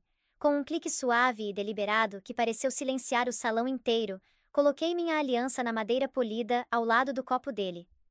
Continua dançando, James, eu disse baixinho, meu olhar encontrando o dele. Pela primeira vez em muito tempo eu não senti medo, apenas um vazio vasto e libertador. Minha mão desceu, descansando por um momento fugaz na curva suave da minha barriga. Você nem vai notar que eu fui embora. Virei antes que ele pudesse formular uma resposta. Antes que a mente dele pudesse processar o desafio público, a pura audácia do meu ato. Eu caminhei, não corri, através do mar de espectadores que se abria. A coluna ereta, a cabeça erguida. Atrás de mim, eu podia sentir a ondulação do caos. O primeiro tremor no terremoto que estava prestes a destruir o mundo perfeito de James Scott. Ele não ia me alcançar. Quando ele se desvencilhasse da amante e do orgulho, eu seria um fantasma a caminho de um futuro que tinha meticulosamente planejado sem ele. Um futuro para dois. O sedã preto e discreto esperava na entrada de serviço leste do hotel, exatamente como prometido. O homem atrás do volante, Daniel Wilson, não olhou para mim quando deslizei para o banco do passageiro. O foco dele estava no retrovisor, a expressão uma máscara de concentração calma. Daniel e eu éramos amigos desde a faculdade, muito antes de James entrar na minha vida. Ele era analista de cibersegurança, um homem que via o mundo em padrões e portas dos fundos, e a única pessoa que sabia a verdade completa da minha gaiola dourada. Você conseguiu, ele disse, a voz baixa enquanto se afastava do meio-fio, se fundindo suavemente no rio do trânsito de Chicago. Você tá bem? Estou melhor do que estive em uma década, sussurrei. A adrenalina dos últimos 10 minutos começava a recuar, deixando um espaço oco e vibrante no lugar. Resisti à vontade de olhar para trás. O hotel reluzente, a vida que ele representava. Não merecia um último olhar. A amizade de Daniel era uma das poucas coisas que James nunca tinha conseguido adquirir ou diminuir. Ele tentou, é claro. Chamava Daniel de seu amigo nerd de tecnologia, com um aceno desdenhoso. Mas Daniel tinha visto através de James desde o início. Ele não olha para você, Daniel me disse uma vez, anos atrás, depois de um jantar. Ele olha através de você para o que você reflete de volta para ele. Eu tinha ficado ofendida na época. Agora, a precisão da avaliação dele era um conforto gelado. O carro deslizava pela avenida à beira do lago. O horizonte da cidade era um panorama de tirar o fôlego de luz e aço. Era a cidade onde eu tinha sonhado em construir, em deixar minha marca com estruturas de vidro e concreto. Agora, eu estava deixando tudo para trás, uma fugitiva da minha própria vida. Ele vai ligar, Daniel disse, quebrando o silêncio. Provavelmente está bombardeando seu telefone agora mesmo. Enfiei a mão na bolsa, puxei o iPhone Rose Gold que James tinha me dado de aniversário e desliguei sem pensar 2 vezes. Que ligue. De manhã, esse número não vai mais existir. A memória veio, sem ser chamada. Era nosso 2º aniversário de casamento. Estávamos na nossa casa em Lincoln Park, ainda meio mobiliada, cercados de caixas de mudança. Eu tinha acabado de conseguir meu primeiro contrato independente importante. Um projeto de renovação para uma biblioteca histórica no centro. Eu estava radiante, espalhando as plantas pela nossa nova mesa de jantar, minha voz viva de paixão enquanto explicava minha visão para o espaço. James ouviu por cerca de 3 minutos, um sorriso educado e vazio no rosto. Então ele gentilmente enrolou minhas plantas. Que legal, amor. Um ótimo passatempinho para te manter ocupada, ele disse. Agora sobre o evento de arrecadação para o vereador mês que vem. Preciso que você presida o comitê de planejamento. É crucial para a expansão da Scott Capital. Lembro do ar saindo dos meus pulmões, do jeito que minha empolgação murchou sob o peso do desdém casual dele. Passatempo. Todos os meus anos de estudo, minha paixão, meu talento. Reduzidos a um passatempo. Essa foi a primeira vez que percebi que nossa parceria não era uma colaboração. Era uma corporação com ele como CEO e eu como a chefe de hospitalidade lindamente decorada e não remunerada. Os compromissos começaram ali, pequenos no início, depois consumidores. Coloquei meu escritório em espera, presidi os comitês dele, recebi os clientes dele, curei nossa vida para ser um cenário perfeito para a ambição dele. Eu tinha me tornado as arquiteta da minha própria prisão. A gente tá indo pro norte, Daniel disse, me puxando da memória. A cabana em Wisconsin tá pronta. Você vai estar segura lá por alguns dias enquanto iniciamos a próxima fase. E o pacote? Perguntei, minha voz tensa. No porta-luvas. Nova identidade, novo telefone e as chaves de acesso às contas. Abri. Dentro estava uma carteira de motorista para uma tal de Anna Cole. A mulher na foto era eu, mas não eu. O cabelo era loiro mel, a expressão neutra e ilegível. Tinha um cartão de débito de um banco em Zurique e um smartphone criptografado e elegante. Anna Cole. O nome pareceu estranho na minha língua, o nome de uma estranha que estava prestes a se tornar minha salvação. Ele vai assumir que você foi para a casa dos seus pais em Nápoles, Daniel disse, prevendo corretamente o pensamento linear e arrogante de James. Ou que está escondida num spa. Ele não vai pensar em te procurar numa cabana rústica a 3 estados de distância. Ele acha que você é incapaz de sobreviver sem um hotel 5 estrelas. Ele estava certo. A percepção que James tinha de mim era a maior fraqueza dele e minha maior vantagem. Ele via uma esposa frágil e decorativa. Ele estava prestes a conhecer a mulher que tinha enterrado sob anos de negligência e condescendência. Enquanto cruzávamos a divisa do estado, as luzes da cidade deram lugar à escuridão profunda do interior. Pensei na foto do ultrassom escondida na minha carteira, um pequeno feijãozinho piscante de vida. James não sabia nada sobre isso. Eu tinha planejado contar para ele naquela noite. Uma tentativa desesperada final de ver se havia alguma humanidade sobrando no homem com quem eu tinha casado. A dança dele com Rochelle tinha sido a resposta brutal. Isso não era mais apenas uma fuga, era uma missão de resgate. Eu estava salvando não apenas a mim mesma, mas a criança que merecia nascer num mundo livre da sombra sufocante do pai. O fantasma de Sharon Russ estava desaparecendo a cada quilômetro que dirigíamos. E no lugar dela, Anna Cole estava começando a tomar forma, forjada na traição e alimentada pelo amor feroz e inabalável de uma mãe. A cabana estava aninhada nas profundezas das florestas do norte de Wisconsin, uma estrutura rústica em formato de A que cheirava a pinheiro e madeira. Era propriedade de uma empresa de fachada que Daniel tinha montado anos atrás, uma fortaleza digital com um endereço físico. Lá dentro, uma lareira já crepitava na lareira de pedra. Era simples, aconchegante e mais lar do que a casa meticulosamente curada que eu tinha deixado para trás.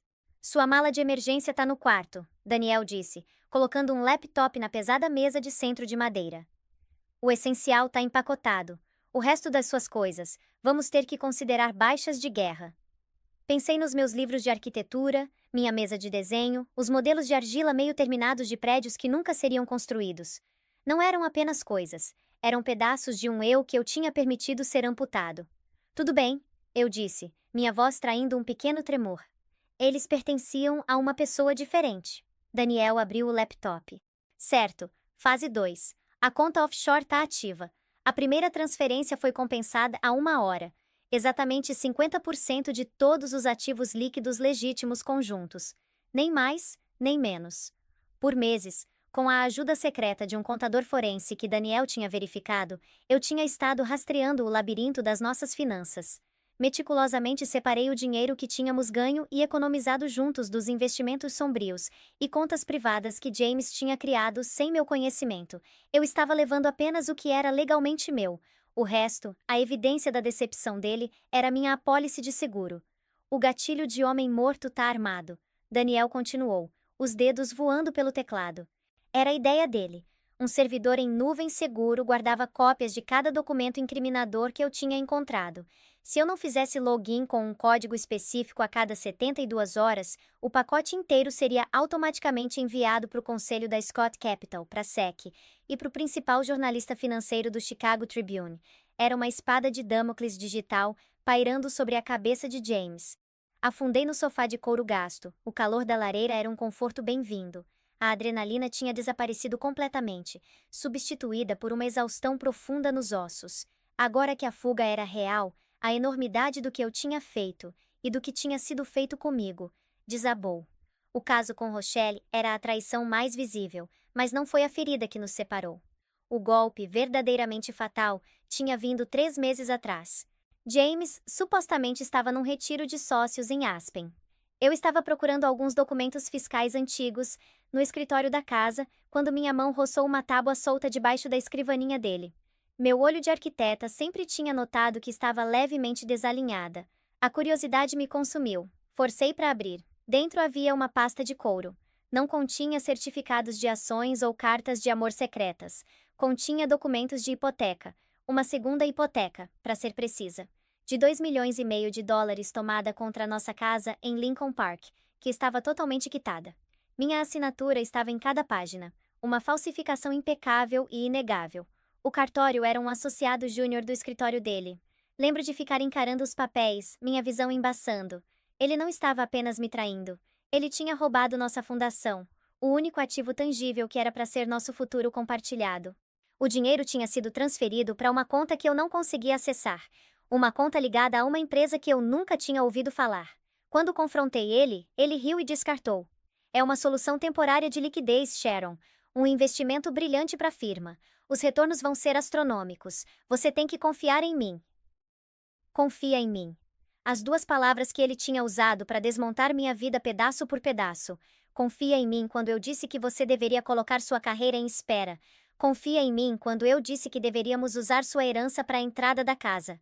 Confia em mim quando eu disse que não tinha nada acontecendo com a Rochelle. Esse foi o momento em que o amor morreu.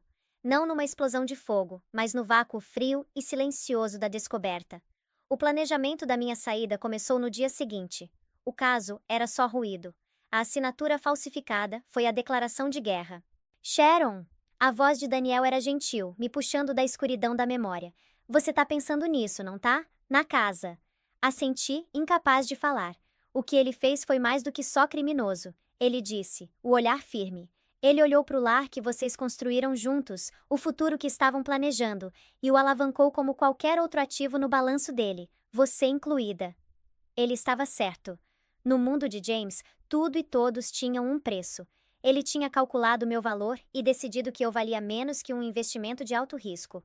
Ele tinha falhado em considerar uma coisa. Eu não estava mais disposta a ser desvalorizada. Peguei o novo telefone da mesa, a superfície fria e desconhecida. Na tela, Daniel tinha instalado um aplicativo de banco privado. Fiz login, e lá estava. Um saldo que representava não apenas dinheiro, mas liberdade, um futuro, o suficiente para recomeçar, em algum lugar longe, em algum lugar onde Anna Cole pudesse construir algo novo. Não apenas para si mesma, mas para a pequena vida crescendo dentro dela. Obrigada, Daniel, eu disse, as palavras parecendo totalmente inadequadas. Eu não poderia ter... Eu sei. Ele interrompeu suavemente. Você teria feito o mesmo por mim. Agora descansa. O trabalho de verdade começa amanhã. Enquanto eu deitava no pequeno quarto de hóspedes da cabana, ouvindo o vento suspirando pelos pinheiros, senti a primeira vibração no meu ventre. Um pulso pequeno e reconfortante. Uma promessa. Eu não estava apenas fugindo de um homem, estava correndo em direção a um futuro. E pela primeira vez em muito tempo, eu seria a única arquiteta dele. Acordei com o zumbido insistente do telefone criptografado. O relógio digital marcava 7h12 da manhã.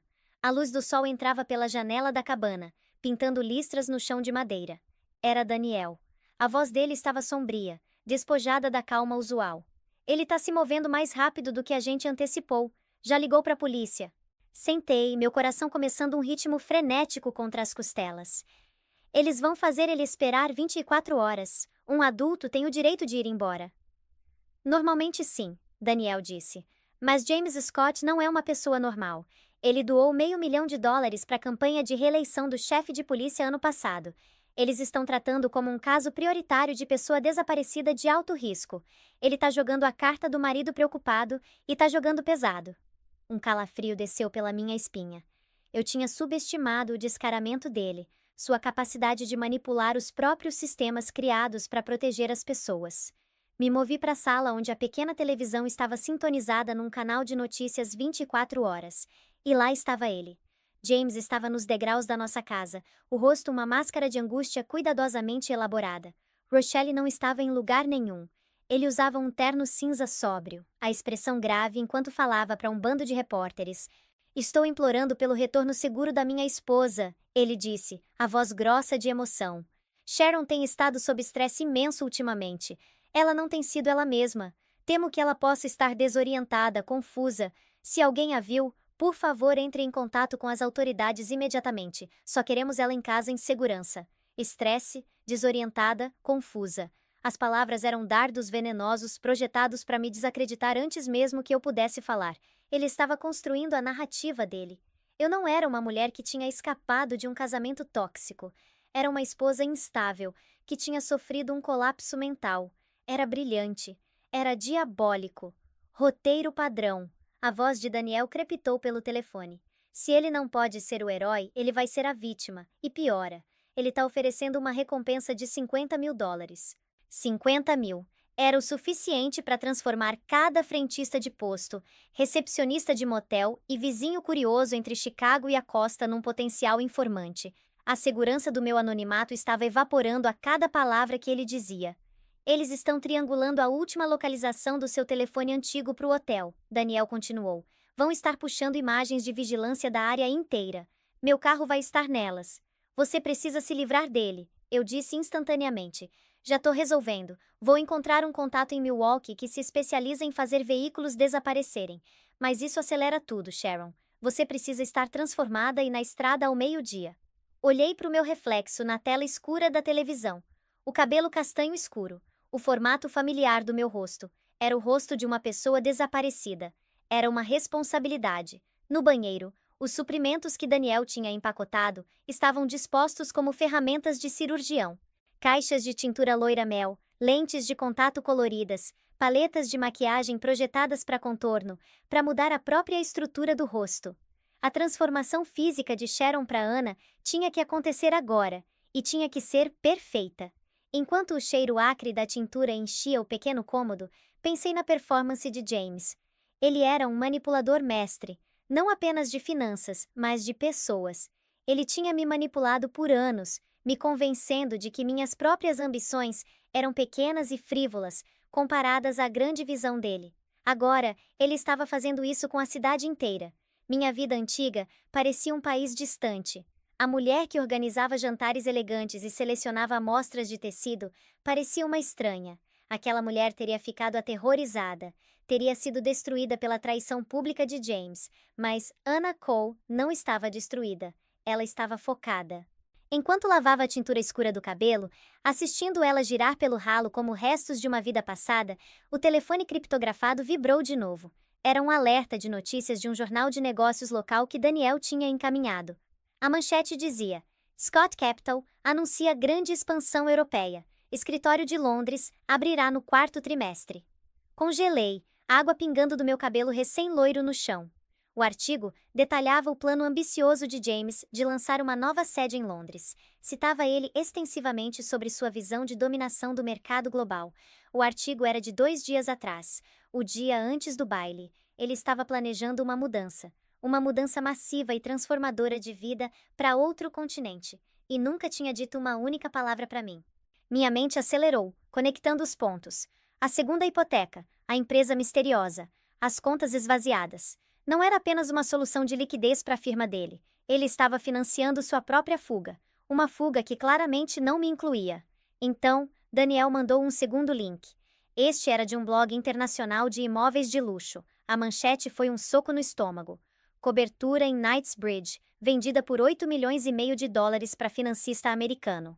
O artigo trazia uma foto. Era de James sorrindo, parado na varanda de um apartamento deslumbrante com paredes de vidro e vista panorâmica do Hyde Park. E parada ao lado dele, a mão entrelaçada no braço dele, estava Rochelle Sherry. O chão pareceu sumir debaixo de mim. Todo esse tempo eu tinha estado meticulosamente planejando minha fuga dele, acreditando que estava um passo à frente. Mas ele tinha estado planejando sua própria saída o tempo todo. Uma nova firma, um novo continente, uma nova vida, com uma nova mulher.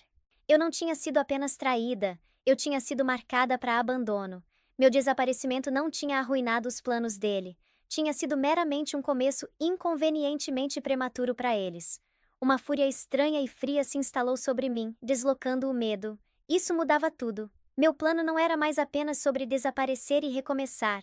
Era sobre sobrevivência contra um homem que teria deixado sua esposa grávida com nada além de uma montanha de dívidas e uma assinatura falsificada. Olhei para a mulher loira emergindo no espelho. Os olhos dela ainda eram os de Sharon, mas tinham uma nova luz dura. Daniel, eu disse no telefone, minha voz desprovida de qualquer tremor. Mudança de planos. Eu não vou me esconder no centro-oeste. Me reserva uma passagem. Eu vou para Londres. Se James Scott queria construir um novo império, eu ia estar lá para assistir ele queimar. Houve um momento de silêncio atordoado do outro lado da linha. Londres, Daniel finalmente disse, a voz uma mistura de descrença e respeito crescente. Sharon, esse é o coração da nova operação dele. É o último lugar onde você deveria estar. Não, eu respondi, minha voz endurecendo com convicção recém-descoberta. É o único lugar onde eu posso estar. Ele vai estar procurando uma mulher perturbada e destruída, se escondendo numa cidadezinha na América. Ninguém vai estar procurando uma consultora arquitetônica confiante e bem-sucedida, montando uma nova prática no Reino Unido. Vão estar procurando Sharon Russ. Eles nem vão ver Anna Cole. Minha mente estava acelerando. A arquiteta dentro de mim, vendo as falhas estruturais no grande projeto de James. Ele era arrogante. Acreditava que tinha enganado todo mundo, especialmente eu. A arrogância dele era a fraqueza que eu podia explorar. Se esconder era uma jogada defensiva. Ir para Londres era uma jogada ofensiva. Isso é insano, Daniel respirou. Mas também é brilhante. É um clássico desvio de atenção. Mas te levar para lá, um voo comercial é impossível. Seu rosto, mesmo mudado, é risco demais. TSA, reconhecimento facial. James vai ter colocado você em toda a lista de vigilância que puder. Então a gente encontra outro jeito, eu disse, já secando meu cabelo loiro com a toalha. A transformação era impressionante. A cor mais clara mudava todo o tom da minha pele e a tonalidade dos meus olhos. Eu já estava me tornando outra pessoa. Tenho uma rede, Daniel disse depois de uma longa pausa. Pessoas que conheço pelo meu trabalho. Não são criminosos, especialistas. Eles ajudam pessoas a desaparecer. Jornalistas em perigo, testemunhas, pessoas como você. É profundo, é subterrâneo e é caro. Mas eles podem te levar para Londres sem deixar rastro de papel. Usa. Eu disse sem hesitação. O dinheiro na conta de Zurique era para isso. Era para sobrevivência. Enquanto Daniel fazia a ligação, terminei minha transformação. As lentes de contato cor de avelã entraram, transformando meus olhos castanhos escuros numa tonalidade quente e ambígua. Usei a maquiagem de contorno, alterando sutilmente o formato percebido das maçãs do rosto e linha do maxilar. Me vesti com as roupas simples e práticas da mala de emergência. Jeans, um suéter de cachemire, botas confortáveis. Nada como as grifes que Sharon costumava usar. Quando olhei no espelho, a mulher me encarando era uma estranha. Plausível, comum, invisível. Uma hora depois, Daniel ligou de volta. Tá feito. Uma mulher vai te encontrar em 2 horas. O nome dela é Marlene. Ela dirige uma van Ford Transit toda surrada. A empresa dela oficialmente transporta peças de arte raras. Você vai ser a carga dela. Ela vai te levar para um aeródromo privado no interior de Illinois. De lá, um avião de carga para um ponto de parada na Islândia, depois outro para um pequeno aeroporto fora de Londres. Sem passaportes, sem terminais comerciais. A eficiência era de tirar o fôlego. Este era um mundo que eu nunca soube que existia, operando nas sombras daquele que James dominava. Eu tenho que ficar no escuro agora, Sharon, Daniel disse. a voz pesada. Assim que identificarem meu carro das imagens do hotel, vão cair em cima de mim. Vão monitorar minhas comunicações, minhas finanças. Eu me preparei para isso, mas não posso arriscar levá-los até você. De agora em diante, você é Anna Cole. A gente não pode falar diretamente de novo até isso acabar. A finalidade das palavras dele me atingiu com força inesperada. Daniel era minha linha da vida. Agora a corda estava sendo cortada. Como vou saber que você tá bem? Perguntei, um nó de medo apertando no meu peito. Toda sexta-feira vou fazer uma pequena doação anônima para o WWF Online. Se você vir a doação, sabe que estou seguro. Se uma semana passar sem ela... Ele não precisou terminar. Fica seguro, Daniel. Você também, Ana. Ele disse, usando o novo nome pela primeira vez. A ligação terminou. Fiquei parada na cabana silenciosa, completa e totalmente sozinha. Por um momento fugaz, o peso de tudo ameaçou me esmagar. Eu era uma mulher grávida com um nome falso prestes a ser contrabandeada pelo Atlântico, num avião de carga em direção a uma confrontação com um homem poderoso e implacável. Respirei fundo e coloquei a mão na barriga. A vibração fraca que eu tinha sentido antes estava mais forte agora. Uma pequena centelha de vida me lembrando do que isso tudo se tratava. Esta não era apenas minha luta, era nossa. Arrumei os poucos itens restantes numa mochila simples. Limpei cada superfície da cabana, apagando qualquer traço da minha presença. Enquanto esperava Marlene, liguei o novo laptop e comecei minha pesquisa. Eu não estava indo para Londres para me esconder, estava indo para lá para construir. Pesquisei pequenos escritórios de arquitetura independentes, espaços de coworking para profissionais criativos e eventos de networking da indústria. Comecei a construir a fundação da vida profissional de Anna Cole, antes mesmo de pisar na cidade. James tinha apagado a carreira de Sharon Russ. Ele nunca teria a chance de tocar na de Anna Cole. Ele achava que estava construindo um império global. Não tinha ideia de que um fantasma estava vindo. Um fantasma que sabia todos os segredos dele, e não tinha mais nada a perder. O caçador estava prestes a se tornar a caça, e o jogo estava se mudando para um novo continente. A van Ford Transit marrom que parou na cabana era exatamente como Daniel tinha descrito, discreta e levemente surrada. A mulher que saiu tinha uns 50 e poucos anos, com olhos afiados e inteligentes, e cabelo prateado puxado para trás numa trança prática. Usava uma jaqueta jeans simples e se portava com um ar de autoridade silenciosa. Ana? Ela perguntou, a voz baixa e direta. Não houve gentilezas. Sim, respondi. Sou Marlene. Vamos, estamos num cronograma apertado. A parte de trás da van era surpreendentemente sofisticada. Era climatizada e equipada com cintos seguros e compartimentos acolchoados. Minha mochila foi guardada e eu fui presa num pequeno assento de passageiro escondido. Era sem janelas e isolante. Um cofre móvel projetado para transportar objetos preciosos. Hoje, aquele objeto era eu. Dirigimos por horas em silêncio. Marlene era uma motorista focada e metódica, os olhos constantemente escaneando a estrada e os retrovisores. Era uma profissional, e a competência dela era um conforto estranho na escuridão desorientadora. Daniel me contou sobre sua mudança de planos. Ela disse eventualmente, a voz vindo por um pequeno interfone. É uma jogada ousada. A maioria das pessoas na sua situação só foge. Meu marido não me deixou outra escolha, eu disse. Fugir não é suficiente. Homens como ele não simplesmente deixam pra lá, Marlene observou. Eles veem pessoas como posses. Quando uma posse é roubada, eles vão queimar o mundo para recuperá-la. Não porque sentem falta, mas porque o orgulho deles não aguenta a perda. As palavras dela capturavam perfeitamente a mentalidade de James. A busca frenética dele não nascia de amor ou preocupação. Era uma tentativa desesperada de recuperar o controle de uma narrativa que estava escapando das mãos dele. Chegamos a um pequeno aeródromo privado no meio do nada. O avião era um jato de carga sem características distintivas. O piloto e copiloto acenaram para Marlene, mas não fizeram perguntas. Fui levada a bordo e acomodada num pequeno compartimento pressurizado perto da cabine. Era rudimentar, mas seguro. Quando o avião decolou, deixando o país que eu um dia chamei de lar para trás, a realidade da minha nova vida começou a se instalar. Eu não era mais Sharon Russ. Eu era carga. Eu era um segredo. Eu era livre. A jornada foi um borrão de escuridão, zumbido de motor e sono agitado. Quando finalmente pousamos, foi em outra pista remota, esta cercada pela paisagem vulcânica e severa da Islândia. Uma equipe diferente, igualmente profissional e silenciosa, me transferiu para outro avião. A segunda etapa da jornada foi mais curta. Quando as portas de carga abriram de novo, o ar que me recebeu era fresco e úmido. Cheirava a chuva e terra verde. Eu estava na Inglaterra. Marlene estava me esperando. Ela nos levou embora do aeródromo, dessa vez num sedã modesto. Fomos em direção a Londres, a expansão urbana gradualmente se construindo ao nosso redor. Temos um lugar para você, ela disse.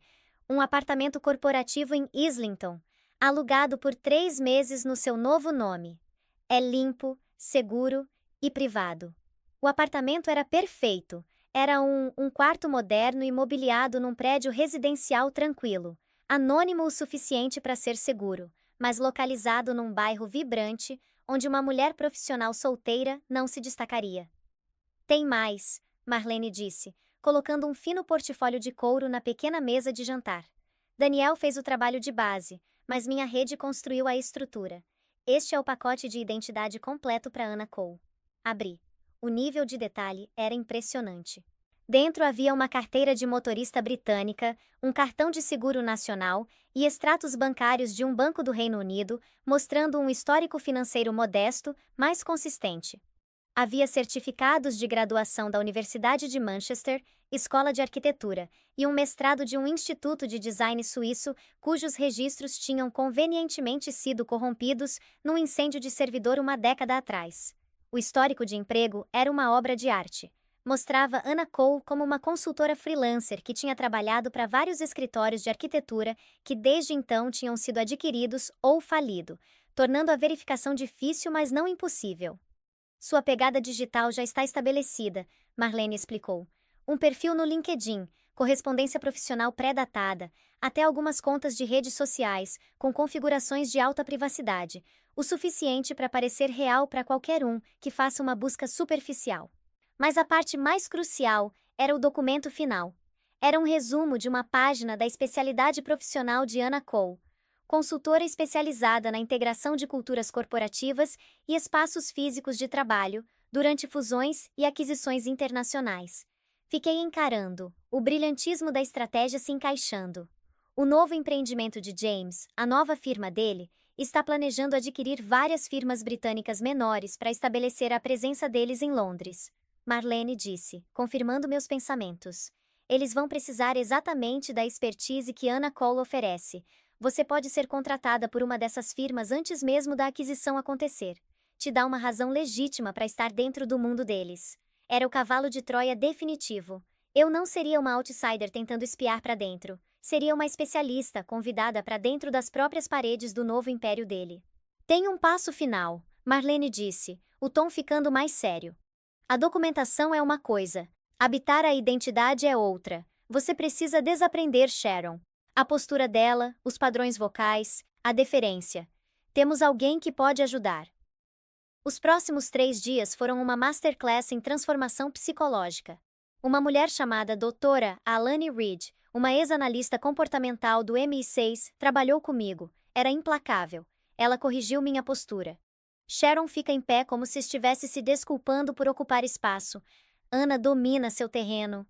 Ela retreinou minha fala. Sharon suaviza suas opiniões com qualificadores. Anna declara sua análise com confiança. Ela até mudou a maneira como eu fazia contato visual. Era exaustivo. Eu estava retreinando memória muscular que tinha sido reforçada por uma década. No final do 3º dia, eu estava mental e fisicamente esgotada, mas também estava diferente. Quando olhei no espelho, vi Anna. O olhar dela era direto, o sorriso dela era genuíno, não performático, a confiança dela era conquistada, não emprestada. No 4º dia, Marlene me trouxe um tablet. Tá começando, ela disse. Daniel liberou o primeiro pacote. A manchete era do Chicago Tribune. Scott Capital lança investigação interna sobre fundador James Scott, após alegações de impropriedade financeira. O artigo, citando uma fonte confidencial, detalhava a segunda hipoteca não autorizada na propriedade de Lincoln Park e levantava questões sobre potencial má gestão de fundos de clientes. A imagem cuidadosamente elaborada de James como a vítima trágica estava começando a rachar. A guerra tinha começado, e James não tinha ideia de que sua maior adversária já estava atrás das linhas inimigas, pronta para o próximo movimento. A vida em Londres se estabeleceu num ritmo silencioso e determinado. Meu apartamento em Islington se tornou meu santuário e meu centro de comando. As manhãs eram para estabelecer a presença de Anna Cole. Passava horas em cafés, um laptop aberto na minha frente, redigindo propostas e enviando e-mails de divulgação para escritórios de arquitetura e design de pequeno e médio porte pela cidade. Eu não estava apenas interpretando um papel, estava ativamente construindo um negócio legítimo. Minha especialidade, integração de espaços de trabalho durante fusões corporativas, era nicho e em alta demanda numa cidade que era um hub global de finanças e direito. Era a cobertura perfeita, aproveitando minha expertise real enquanto fornecia uma razão plausível para o meu interesse nas mesmas firmas que James estava mirando para aquisição. As tardes eram para exploração. Eu caminhava por quilômetros, aprendendo as ruas da cidade, das praças arborizadas de Bloomsbury ao caos vibrante do South Bank. Desenhava prédios num pequeno caderno Moleskine, sentindo uma parte de mim que esteve dormente por uma década lentamente redespertando. Em Chicago, eu era a senhora James Scott. Aqui, era apenas Anna. Uma mulher com um caderno de desenhos e um futuro. O anonimato era intoxicante. Era cuidadosa. Pagava por tudo em dinheiro ou com o cartão de débito do Reino Unido. Variava minhas rotinas. Evitava os distritos ostentosos, cheios de americanos como Mayfair e Knightsbridge, os lugares que James e Rochelle eventualmente frequentariam. Era um fantasma, deliberadamente assombrando as partes da cidade onde eles nunca pensariam em procurar. Toda sexta-feira, eu verificava o site do WWF, e toda sexta-feira, uma nova pequena doação aparecia no registro público. Daniel estava seguro. A simples confirmação era uma linha da vida, uma conversa silenciosa através de um oceano. 3 semanas depois da minha chegada, a segunda onda do ataque de Daniel atingiu. Dessa vez, a história era maior. Uma reportagem investigativa no Wall Street Journal. A esposa desaparecida e os milhões desaparecidos, dentro da teia de decepção de James Scott. O artigo era uma obra-prima. Metodicamente expunha a linha do tempo das manobras financeiras de James, justapondo-as contra seus apelos públicos pelo meu retorno. Detalhava a hipoteca falsificada, a empresa offshore e a compra da cobertura em Knightsbridge. Não apenas sugeria impropriedade, fornecia um mapa da fraude dele. Crucialmente, incluía uma citação de um especialista em caligrafia que considerou a assinatura nos documentos de empréstimo uma falsificação altamente habilidosa mas definitiva. A narrativa desmoronou da noite para o dia. James não era mais o marido de luto. Era o principal suspeito numa história de ganância e traição. A polícia de Chicago, enfrentando humilhação pública por ser tão facilmente manipulada, imediatamente reclassificou meu caso. E a SEC oficialmente lançou uma investigação formal na Scott Capital. Li o artigo do meu pequeno apartamento em Londres, uma xícara de chá esfriando nas minhas mãos.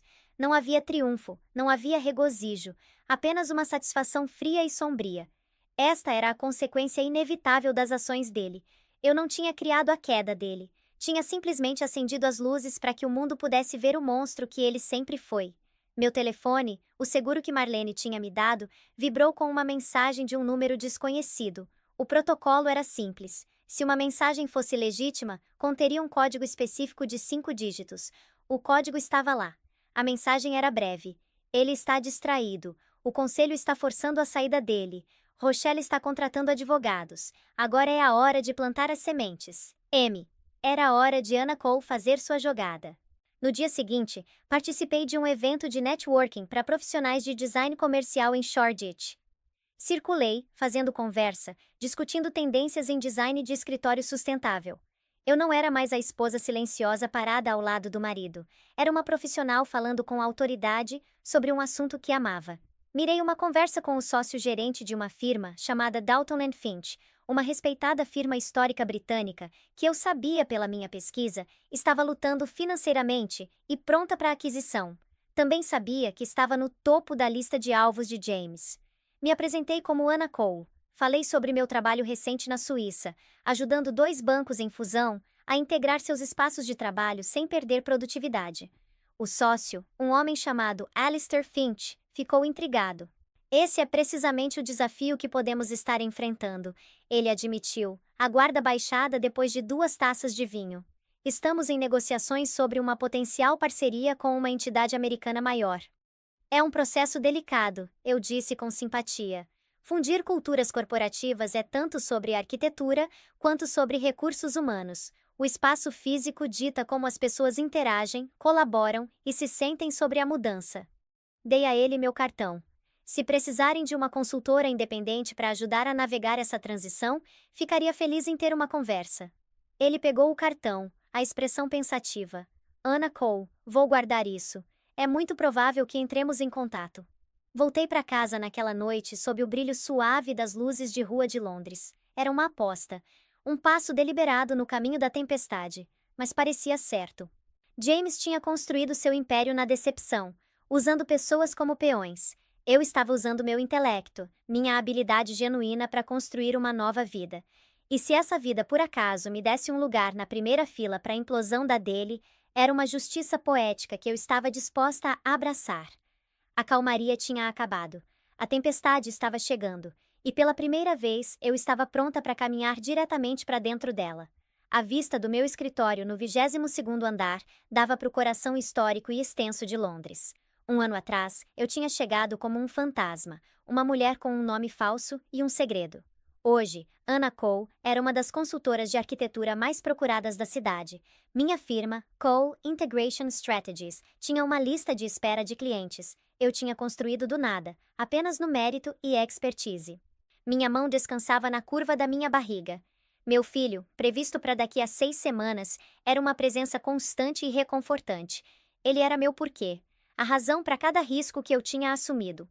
O alerta na minha tela era da BBC. Cliquei no link, minha expressão calma. Financista americano James Scott sentenciado a 7 a 10 anos em prisão federal por fraude e desfalque. Escaneei o artigo. James tinha se declarado culpado. As evidências contra ele, originando dos documentos que eu tinha reunido, tinham sido esmagadoras. A Scott Capital estava falida, seus ativos apreendidos e liquidados.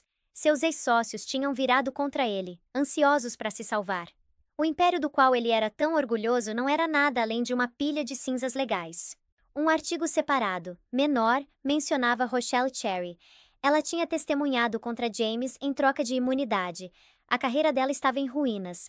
A última vez que foi vista, estava embarcando num voo de volta para sua cidade natal em Ohio, o rosto protegido de paparazzi. A cobertura em Knightsbridge tinha sido apreendida como produto de crime.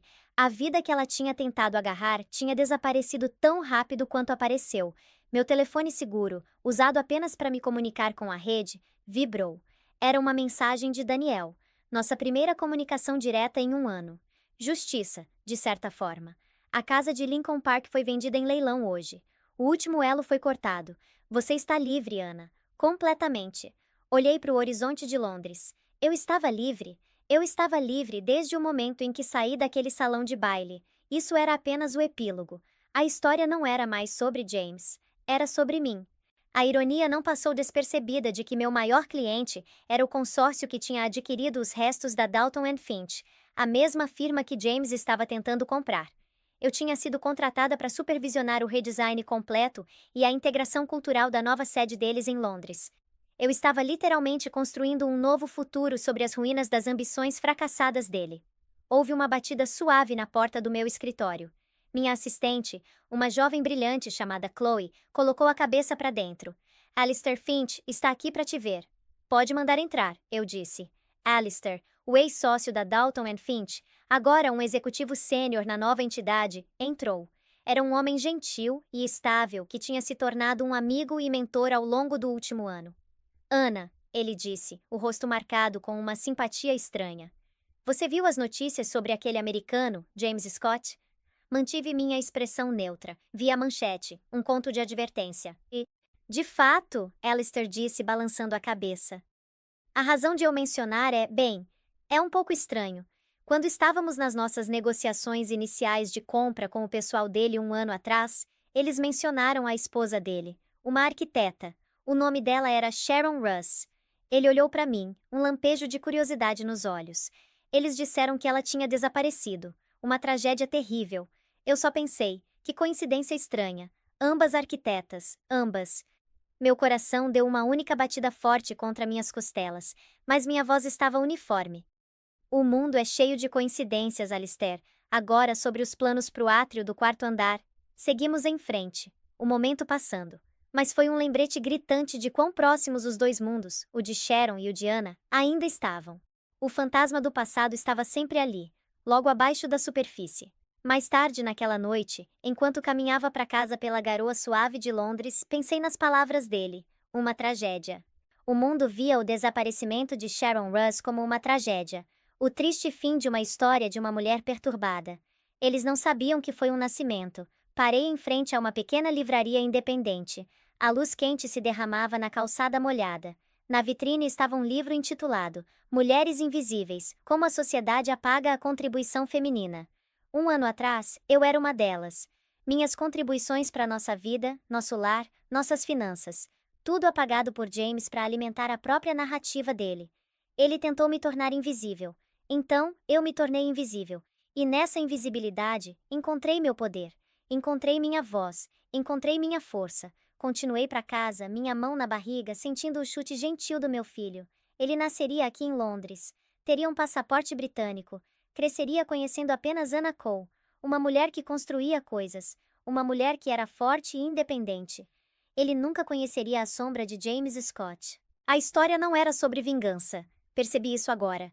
Vingança era um fogo que consumia tudo. Isso era sobre reclamação. Eu tinha reclamado meu nome, minha carreira, meu futuro, e o direito de trazer meu filho para um mundo de segurança e integridade. James não era um monstro que eu tinha derrotado. Ele era simplesmente uma fraqueza estrutural na minha vida antiga, uma fundação falha que eu tive que demolir antes de poder construir algo verdadeiro e duradouro. E eu era, antes de tudo, uma arquiteta. A jornada de Sharon de esposa silenciosa e traída para a poderosa arquiteta do próprio destino mostra que às vezes o maior ato de desafio não é uma declaração em voz alta, mas um desaparecimento silencioso e meticulosamente planejado. Ela não apenas escapou do marido. Ela o superou em estratégia, reclamou sua identidade e construiu um novo futuro nos próprios termos dela, provando que a verdadeira liberdade não é sobre fugir, mas sobre reconstruir estrategicamente. A história dela é um lembrete poderoso de que as pessoas mais quietas frequentemente têm os espíritos mais resilientes. Se essa história de resiliência, estratégia e redenção final te tocou, por favor deixa aquele joinha no vídeo e compartilha com alguém que aprecia uma história de força. Não esquece de se inscrever no canal e ativar o sininho para nunca perder uma história de justiça e transformação. Qual parte do plano da Anna mais te impressionou? Conta pra gente nos comentários. E lembra, às vezes a pessoa mais subestimada na sala é exatamente a pessoa que você deveria temer.